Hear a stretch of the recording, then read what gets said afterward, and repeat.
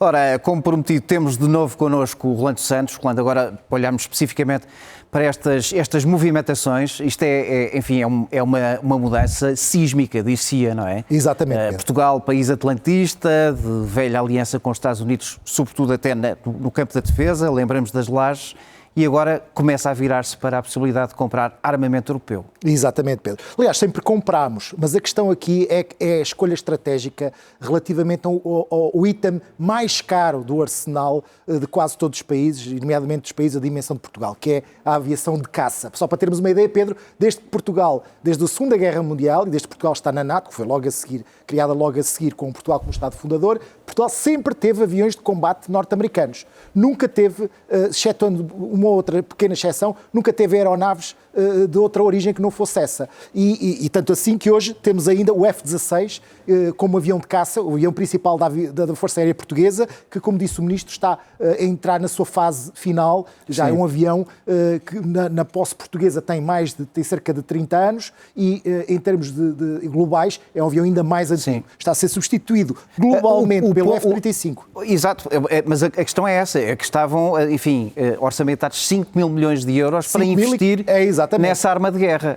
E essa agora é posta em suspensa, enfim, ou é posta a possibilidade de não avançar. Pedro, é preciso dizer, nunca foi anunciada a decisão formal do governo português de fazer esse investimento, mas era considerado consensual, mesmo entre os principais partidos políticos, do PSD e o PS, que nestas coisas sempre procuram estabelecer um entendimento no que diz respeito à defesa e aos negócios estrangeiros. Há sempre um entendimento entre os dois grandes partidos. Era mais ou menos considerado consensual e como seguro, Portugal iria comprar também esta aeronave e queria gastar qualquer coisa, dizia o chefe de Estado-Maior da Força Aérea, 5.500 milhões de euros. Portanto, aqui já estamos a ver a dimensão deste investimento. Ora, com tudo o que se tem passado nos Estados Unidos desde que Donald Trump chegou à presidência, tudo isto agora está em causa. Portanto, Portugal pode muito bem, o Ministro não deu a certeza, é preciso sublinhar, mas aparentemente vai reverter uma política que tem 80 anos, que é desde que Portugal faz parte da NATO, em que teve sempre uma enorme proximidade relativamente aos Estados Unidos, uma proximidade política, em termos de relações internacionais, mas também em termos militares. E, portanto, aparentemente, nesta altura, o que está em causa é a possibilidade de nós comprarmos outros aviões de origem europeia. Sim, que são eles, temos esse Eurofighter Typhoon, Rafale, francês, e estes dois. Exatamente. Temos aqui dois tipos de aviões, dois tipos de aeronaves. Temos aqui o Typhoon, que é um avião feito por um consórcio europeu, como diz ali, Reino Unido, Alemanha, Itália e Espanha. É um avião que, tal como o Rafale, já está em serviço, já está há bastante tempo em serviço. É um avião que, em relação ao F-35, não é comparável, não tem as mesmas capacidades do F-35. Este é um avião, o F-35, de uma geração superior e, portanto, tem capacidades muito superiores ou do Typhoon ou do Rafale. Agora, são aviões ainda bastante capazes, quer um, quer outro. O Rafale é um avião de fabrico exclusivamente francês. A França aí, como em tantas outras coisas, nesta como em tantas outras coisas, procura seguir sempre o seu próprio caminho, ter a sua própria capacidade, que não partilha muitas vezes. E depois há outro tipo de avião, que já é um avião de uma geração, já nem é de quinta geração, como o F-35, já é a sexta geração. São aviões que ainda estão no estirador, são aviões que ainda estão a ser projetados. Prevê-se que possam, na melhor das hipóteses, voar os primeiros protótipos, voarem aí por volta de 2027 e nunca estarão operacionais verdadeiramente antes de 2035. Sim. Ora, isto põe aqui um problema, é que se Portugal não vai comprar o F-35 e se não comprar estes aviões que já estão um bocadinho desatualizados em relação às capacidades mais modernas, terá que eventualmente esperar por estes aviões muito mais sofisticados, mas que ninguém sabe ao certo quando é que estarão disponíveis. E, portanto, põe-se aqui uma questão logística e militar importante. Sim. Agora, o que é de realçar é que Portugal está a afastar-se dos Estados Unidos. Sempre, como disseste muito bem, foi um país atlantista e estas decisões militares são essencialmente cariz político. Estas decisões relativamente à aquisição de material de guerra têm sempre uma razão política. E serve claramente na nova orientação europeia. Nós vemos movimentações na Alemanha também que nos indicam que a Rheinmetall, a principal fabricante de armamento do país, está a equacionar parcerias com Volkswagen, por exemplo, para justamente fabrico de armamento. Agora que as fábricas de automóveis estão a começar, algumas delas, a ficar a meio gás ou até eventualmente a fecharem, não é? Na Alemanha falava-se há pouquíssimo tempo da possibilidade de fechar algumas das fábricas da Volkswagen por motivos políticos. Isso não foi feito, porque seria um golpe tremendo até para o governo na altura, mas o que é facto é que a capacidade da indústria automóvel alemã está em decréscimo a olhos vistos, face à competição chinesa. Portanto, uma solução muito viável é pegar em algumas dessas fábricas, pelo menos, e adaptá-las para o fabrico de armamento, e nomeadamente para o fabrico de veículos blindados. E esta pode ser também uma forma da Europa criar riqueza. Exatamente. Voltar a produzir em massa. Exatamente. Mas deixa-me só frisar Sim. isto, Pedro. Isto é uma mudança sísmica. Se isto se confirmar, Portugal for optar por um avião de combate europeu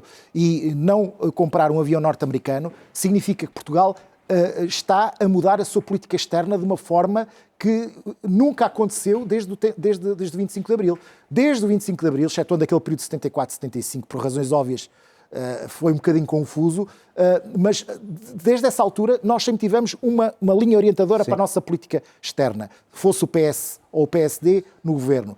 É a proximidade com os Estados Unidos, a linha atlantista. Não é por acaso que quando se dá o ataque, a invasão do Iraque, Portugal está do lado dos Estados Unidos. A famosa, lembrem-se, a famosa Cimeira das Lajes, tão criticada que foi.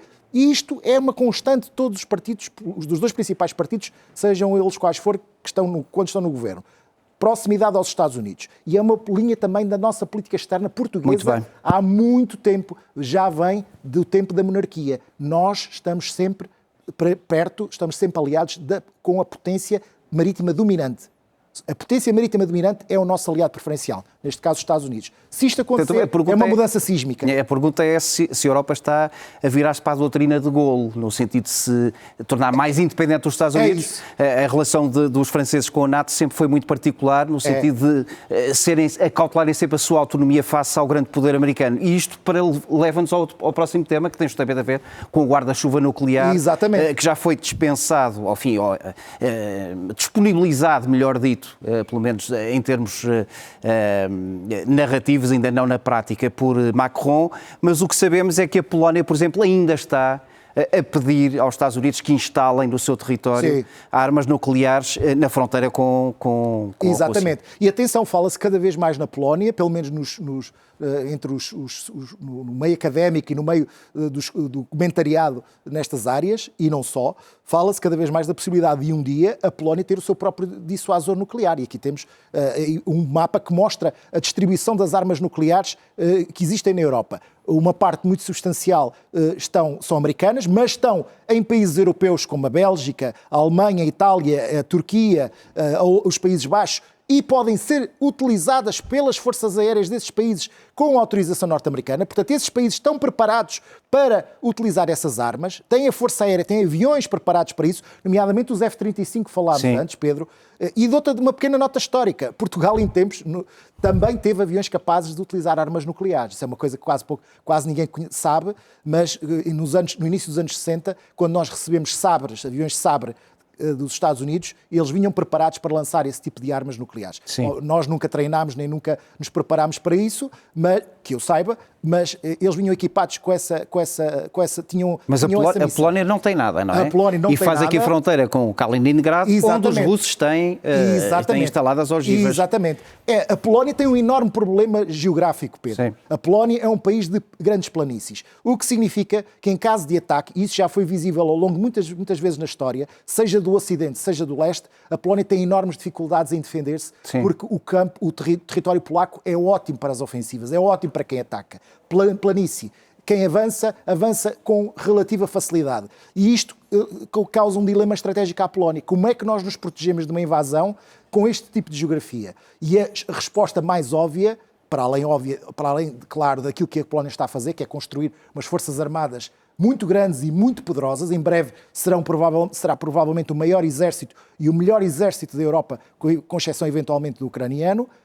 Qual é a outra opção? É o nuclear. É o seguro de vida que a Polónia cada vez vê mais como inevitável, dada a situação estratégica que vivemos, em que os Estados Unidos são cada vez menos parceiro confiável.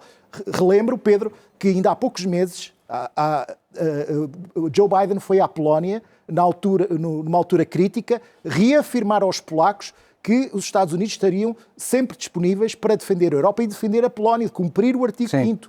E fez de uma forma extremamente incisiva, porque os polacos, na altura, perceberam que realmente as coisas em Washington não estavam a correr bem.